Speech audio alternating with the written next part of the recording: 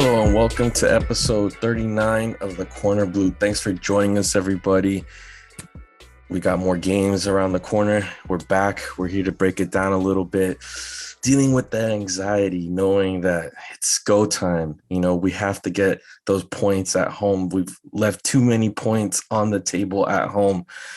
These next three at home against Jamaica are vital for at least this qualifying campaign to prosper, continue, keep our hopes alive in our trek to Qatar. Hugo Alvarado, how you doing, man? How are you feeling about the upcoming matches? Looking forward to them. I'm ready. I'm excited. I'm excited about the games. Obviously, probably the most crucial games so far. I mean, yes, every game has been important, but now given the results that we've gotten so far, we're in a situation in which the upcoming two matches are crucial for us. Not only because we need to add points, but because we're actually playing those direct rivals that are there 1 point above us, or basically we're very close on the table, possibly contenders for the fourth spot or third spot there. And Jamaica, as we know, has been doing really well in the last two matches. So this is our opportunity to put a stop. I feel like we have to put a stop on them, because we need to move away from them and also to cut that momentum that they have from the last two matches. Stop the bleeding of the points. I think that's the main thing that needs to happen here. We're going into the seventh match, the final match of the first round, and 5 points out of 6 games. It doesn't look too good considering, but as things stand, yes, the Selecta is 3 points out, I'd say, of at least a repechaje, which is something to aspire to. But like you said, right now is the time to stop the bleeding. We got to get those 3 points at home and then look to Panama. I think something that makes me feel a little, less anxious, if even that, is just knowing that though we tend to look at our Caribbean rivals like Jamaica or even Trinidad as they're fast, they're stronger, they're taller, they tend to beat us, or we tend to be very negative in terms of facing countries like Jamaica and Trinidad. If you look to the head-to-head, it leaves room for optimism in the sense that in terms of qualifiers, it's dead even. Like I'm looking right now. But anyway, so out of 8 matches, it's divvied right down the line. Even in terms of the amount of goals scored, it's an even 8 for both countries.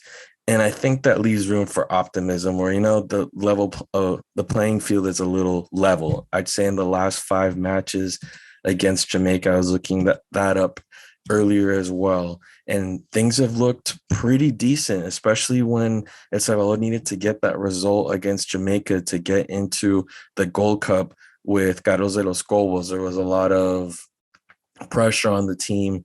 There's a lot of questions looming because of, just getting goals has been difficult, and getting a result against a Caribbean team at home, is very, very, very hard.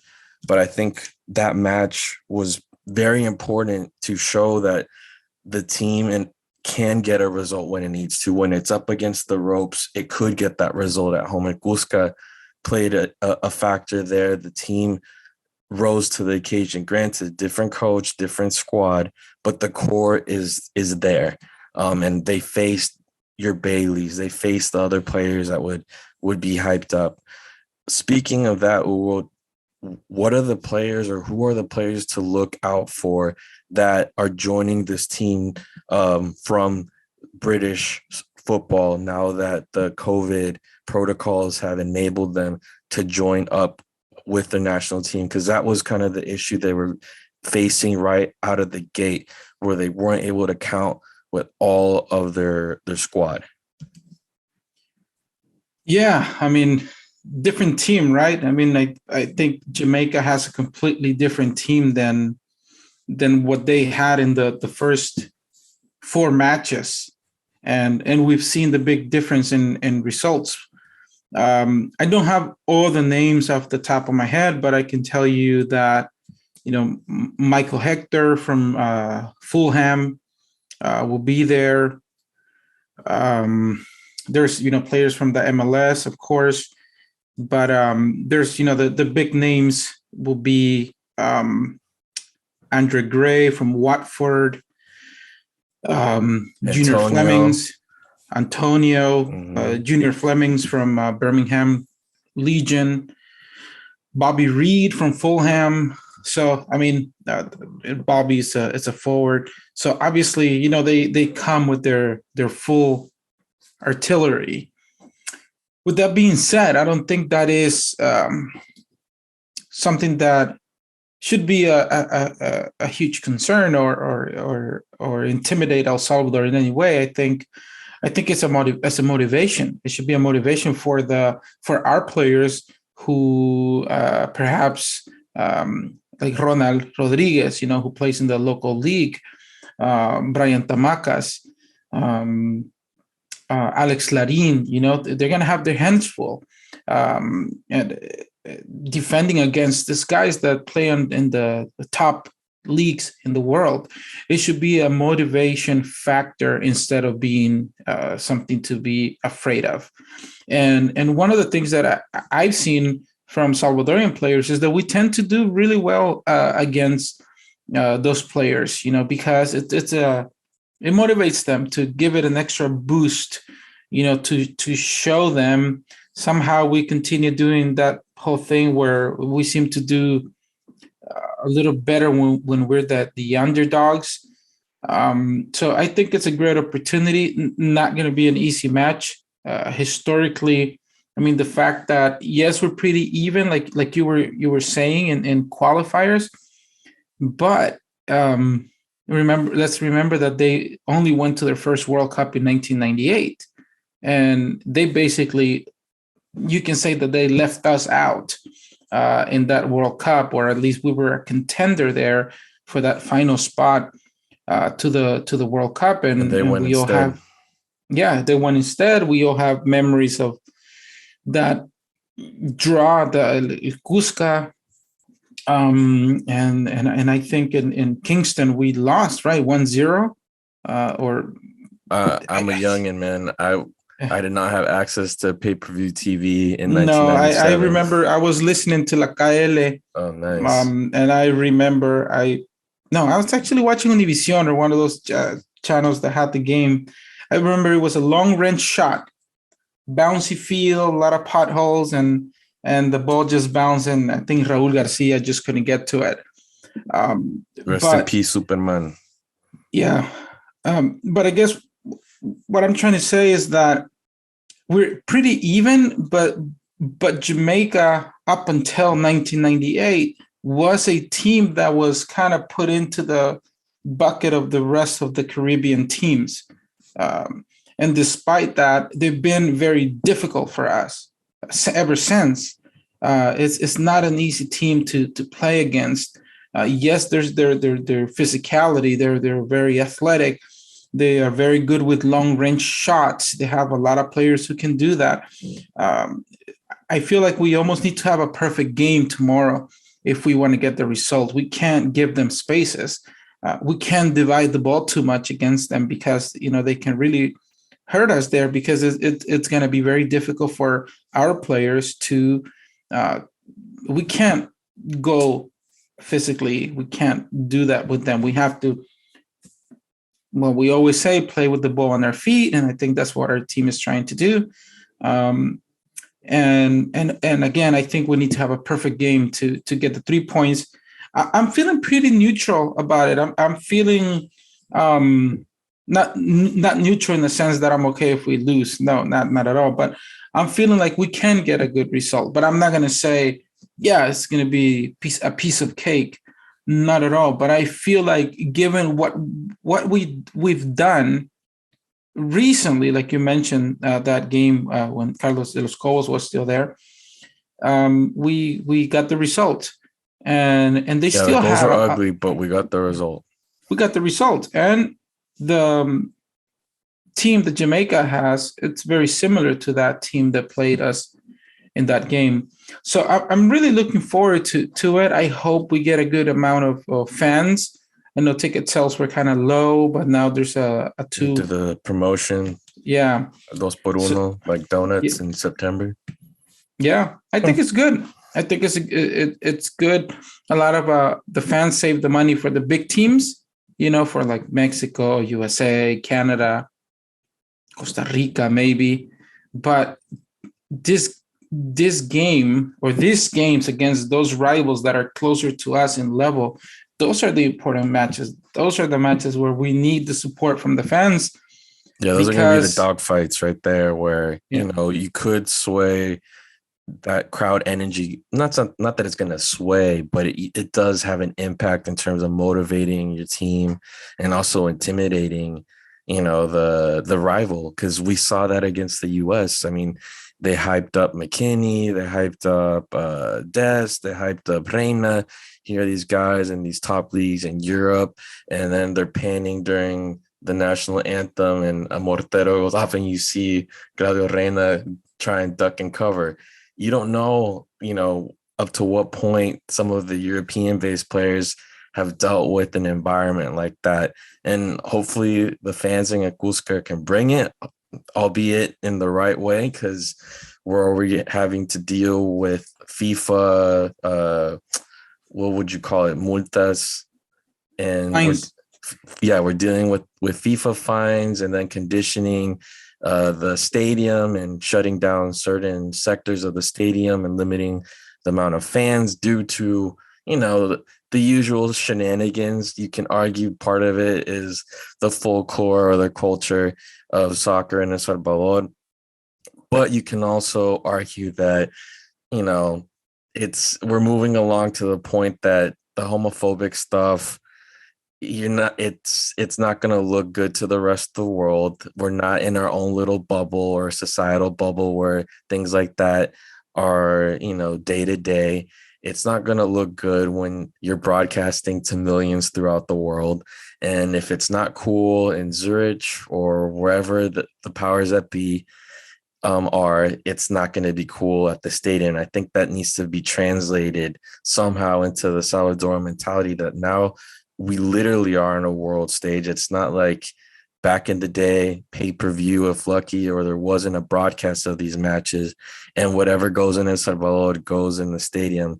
We got to move away from that. I mean, I understand that people want to take stuff out on the rivals' opponents' intimidation factor, but there are limits, especially when they're established around the world.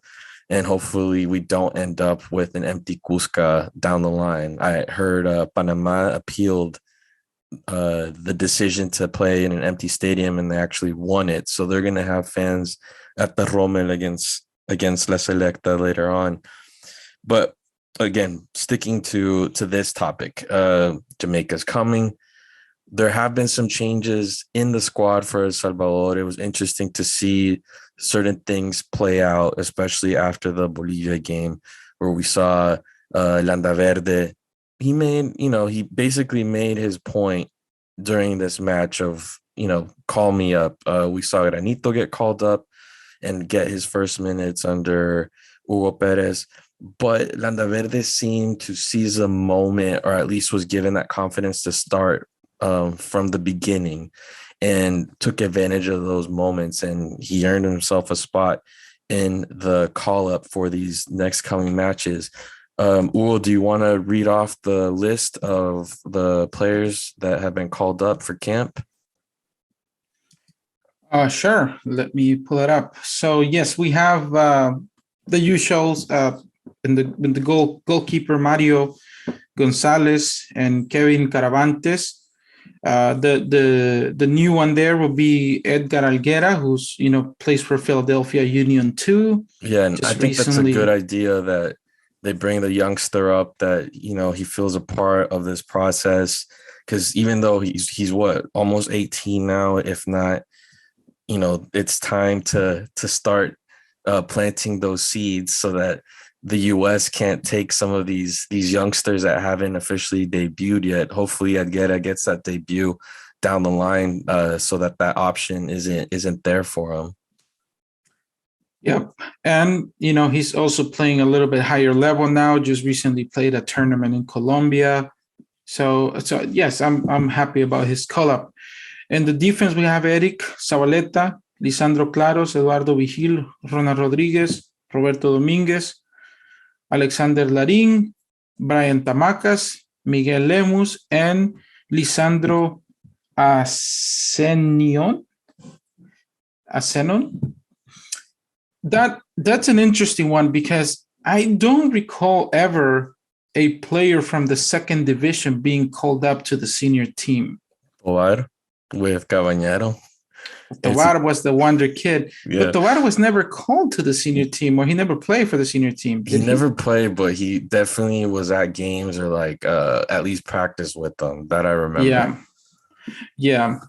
So this is interesting because it tells you that the coaching staff is looking at players in different leagues, and it's unusual because if you already struggle to find senior team quality players in the first division, to find one in the second division is interesting. And it is a position that we need to have more options, the left back position. So it'll be interesting to see. I'm not sure he's going to get any minutes because I think Larin and Lemus has been doing a really good job. So Lemus is probably an option there as well. But it's good, that he's getting that type of exposure already with the senior team. I don't know off the top of my head. I don't know his age, so I don't know if he qualifies for any youth teams. He's pretty young. I think he's like under 20. Okay. Yeah, it's a little unorthodox in the sense that, he's not even in the first division. But as Hugo Perez has mentioned previously, the level of the league doesn't necessarily translate into international matches. That's his opinion. We've also seen the team struggle at an international level club-wise. So what I'm guessing with this type of call-up is kind of the similar thing with Alguera. Youngsters, make them feel a part of this process, the jersey, and then slowly you build them up. Because who knows, now that this kid is on the national team or getting called up, that definitely would, if I were in his shoes, I'd be happy knowing, hey, my name's out there.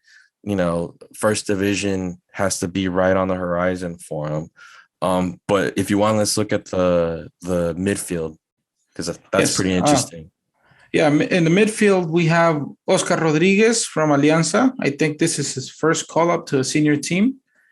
You were telling me, Andrés, that he was with the U20s in Turkey. Yep. Yeah, I don't think he got any minutes, but he was part of that team. Yeah. And then Pablo Puñet, he he's called up again, second game in a row, or official qualifying games. The pianist, Pablo Puñet. The pianist, Pablo Puñet, multi-talented, trilingual, or probably more than 3 languages. But happy to see him back again. Enrico Dueñas Hernandez. I always want to call him Enrico Hernandez, but I don't know why he keeps being called Dueñas in El Salvador.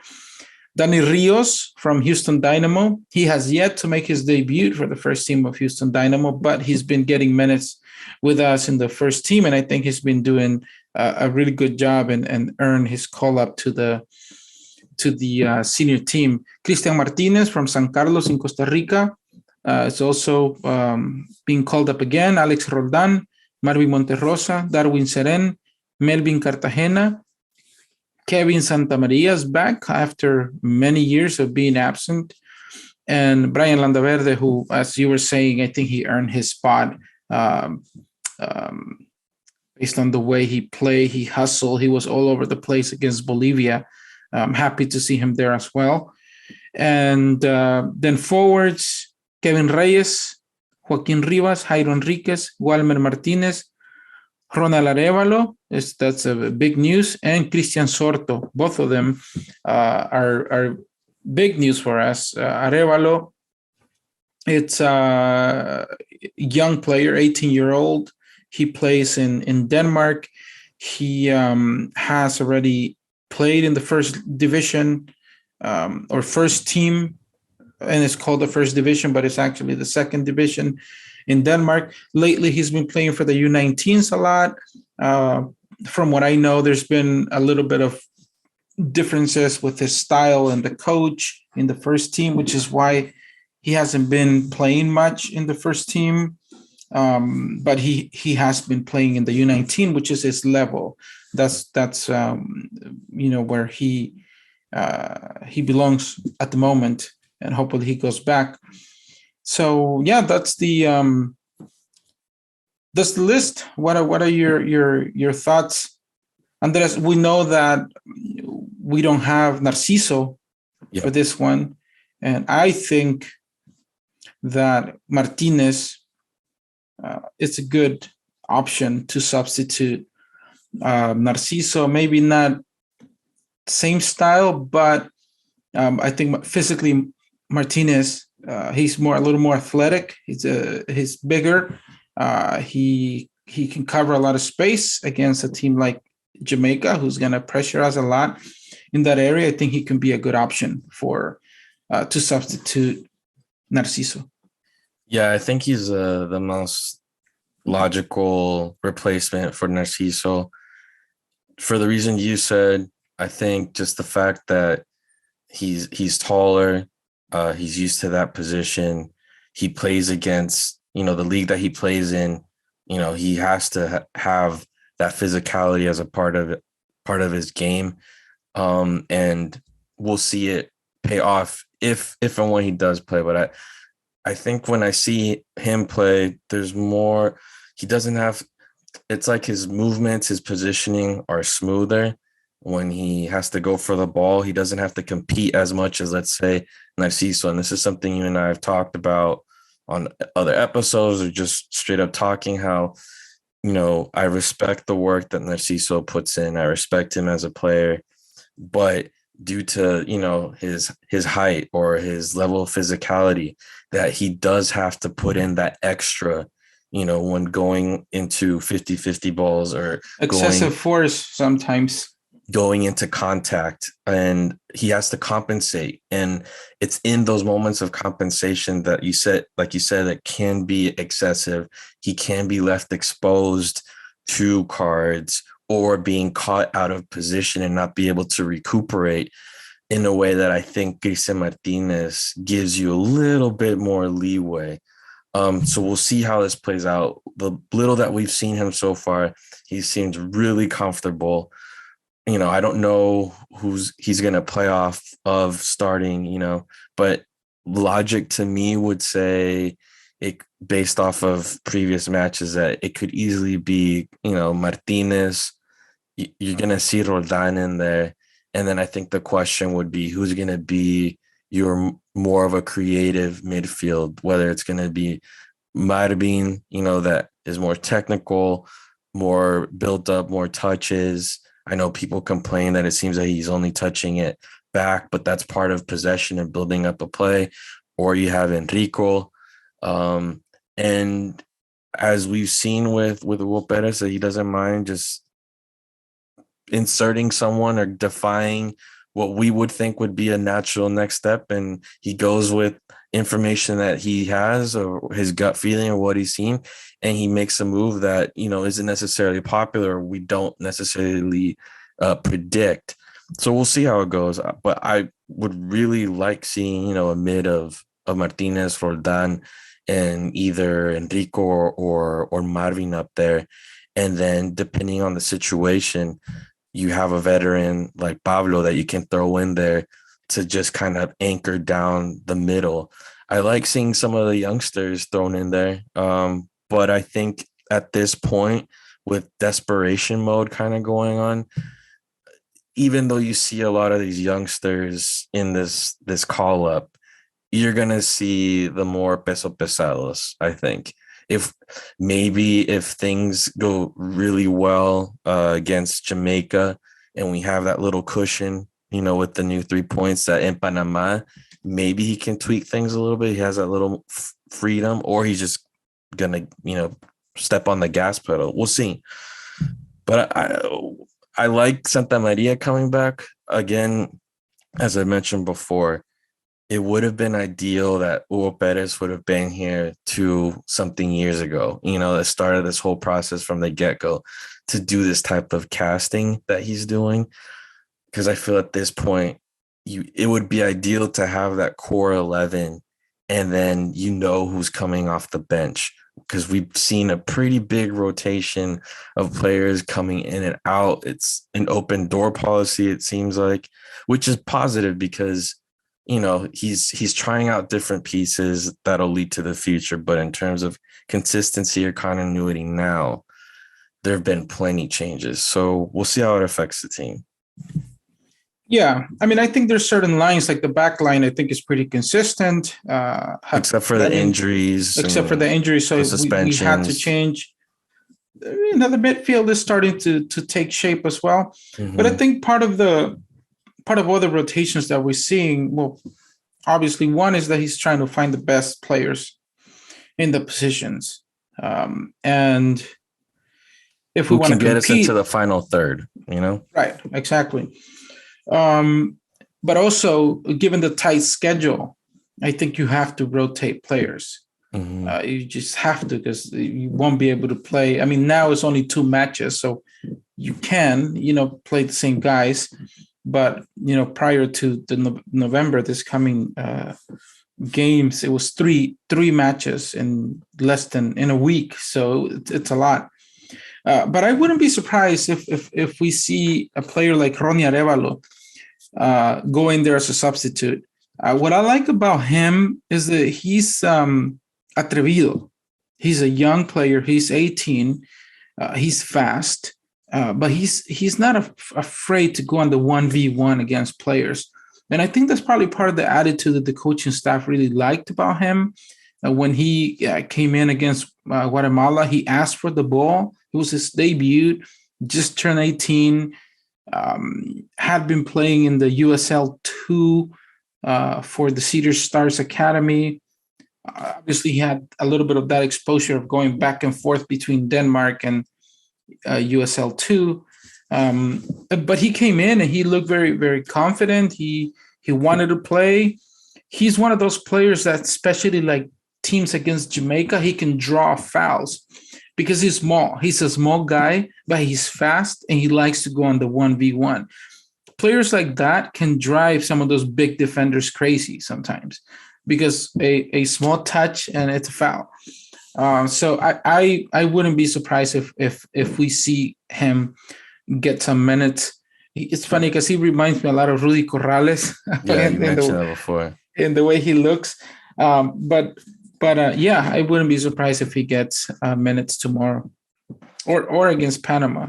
Yeah, I mean, I think the cool thing is you have these wild cards in here like Santa Maria or Arevalo that you can throw in there that Jamaica probably doesn't really know too well because they haven't appeared yet in this process. I think, if you throw someone like Wildman, they've had enough to study him, right? And unfortunately, because of the midfield or the build-up issues that this team has had during the qualifiers, players like him, like Joaquin, haven't had the opportunity to score, goals because that's been the principal issue. And we've talked about this before where it's not an issue of not having a 9. I know Fito scored a really nice goal over the weekend, and the naysayers of Hugo Perez's decisions in the 9 spot were calling for him again. And great goal, but again, I don't think Hugo Perez has his reasons. He's explained it to everybody, and you can't get stuck on this whole aspect of that we don't have a 9. No, the problem is our midfield hasn't been able to set up enough plays in the final third. That's the reason why you see a lot of changing names in the midfield, and where players like Seren are under a lot of scrutiny. I don't know how long that leash is going to be on Seren, to be quite honest, especially once you bring in a Martinez, once you bring in a Puñet, who are guys with experience like Seren that, could for one reason or another possibly take his spot from the starting 11. You don't know how it's going to play out once Narciso is back. We'll see. I like I mentioned, I respect the Marvin Narciso duo for what it's done for Alianza, for what it did throughout the Los Goals era. But I would not mind seeing, a couple changes here and there, because my main concern is the functionality of this mid. We are so stacked in the mid with players that are technical, with players that play really well. That's the DNA of Salvadoran soccer. We're known for our midfielders and I'd say defenders. Yeah, so we've had pretty good defenders historically. But like the prototype, or when you think the archetype of a Salvadoran player, would be in the mid. And we have options. And I think some of our, some of the mistakes that have happened have killed this team. And I think you might see some changes in terms of trying to correct it, because it's just something that's become way too repetitive. And on that note, ladies and gentlemen, I think we're just going to leave it like that. Something short and sweet, just to listen to the buildup for the match against Jamaica, and then we'll take it from there. See if we get an episode in right before Panama, or we'll just break down both matches after the Panama match. But it's exciting. Once again, it's just cool that ever so often here we are rewarded with matches of La Selecta on TV. All right, and we're just checking here to see what the schedule is like for the match against Jamaica, and it's looking like game time is 6:05 Pacific time, and you'll be able to catch it either on Paramount Plus, Universo, or Telemundo Deportes app. So yes, it is going to be on TV. I might have to try out Paramount Plus. My cousin, shout out to my cousin, sent me the password for his, so I might watch the himno at least at the beginning, and then switch over later to Andrés Cantor. Hopefully he's commentating it, because it's been a weird coverage of some of the matches where they have to play out their ads, because that's how they get their money, right? But then it cuts into the pregame protocol. There's no pregame Yeah, analysis. the So last game, we missed the whole anthem. We got the signal 5 minutes into the game. yeah. It was pretty bad. But again, the reason that happens is, it's not Mexico playing. And on top of that, they have to play a certain amount of ads, and there's always a match before. I think for the future, CONCACAF should kind of play it a little bit better, where it might give like a 15-minute window, between matches, or a 30-minute window between matches, so that you can catch, you're not. Yeah. It's nice to get that pregame analysis, even if sometimes they're kind of pandering to whoever they think is going to be watching the broadcast.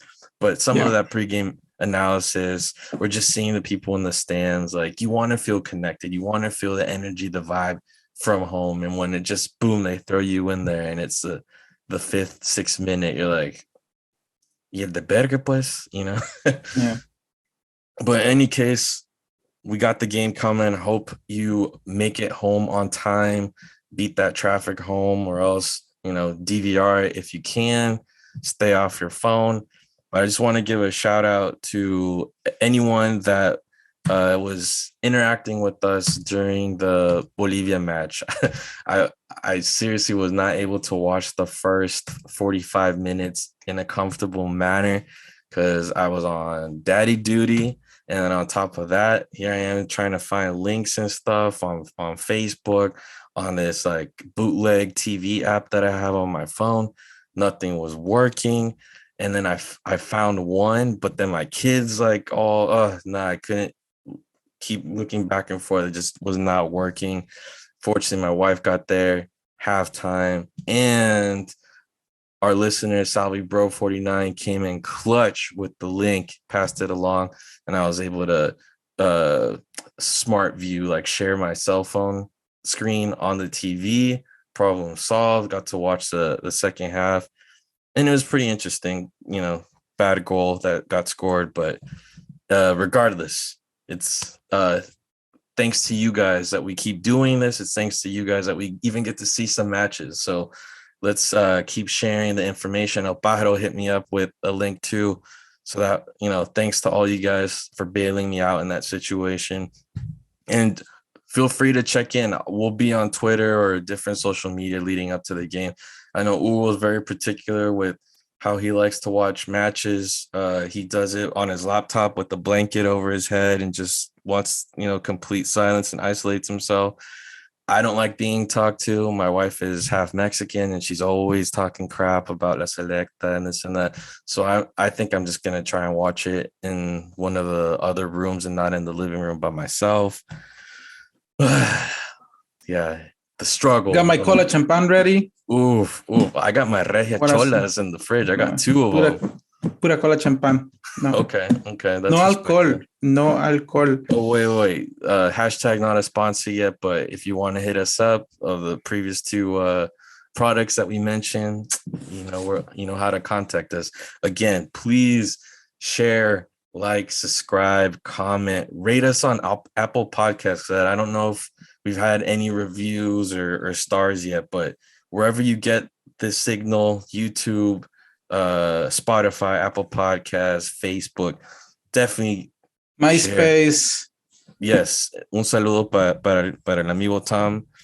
Definitely share. Let's keep this going. Let's keep sharing the info so we get more and more joining us, because this is the only spot, ladies and gentlemen, where you can come and commiserate with your fellow Salvi men and women outside of El Salvador in English. Because maybe your Spanish isn't that good and we don't judge you. I mean, just listen to Hugo sometimes. No judge. No, I don't judge. It's all good. Unless you don't judge my English, I won't judge your Spanish. See, it's a give and take, ladies and gentlemen. So shout out to you wherever you are. If you're in El Salvador working on your English, or you're in the US, you're in Europe, Australia, South America. I know we have some people listening to us down south. So get your blue kits ready, because it chose you. It's time to confront another round of qualifiers, and win or lose or tie, because it's part of football. You're gonna make it through it no matter what. And it would be so amazing if we're back in the running by the end of this window, and you have so much positivity to share and talk about at Thanksgiving time, because or else you're gonna get stuck with your tíos or tías that are like, estos gringos no me representan, por eso no vamos al mundial, necesitamos a Fito, I love you. You're gonna have to deal with a lot of that. So hopefully the Uonet that comes in clutch, gets those at least 3 points. We need at least 3, no lie. And we'll be happy with our Torqui or whatever you substitute it with, because it's too expensive now in the United States. So with that, ladies and gentlemen, we close out this episode. And again, thank you so much for tuning into the Corner Blue. This kit chose us and it chose you. All right, take it easy. Enjoy the match.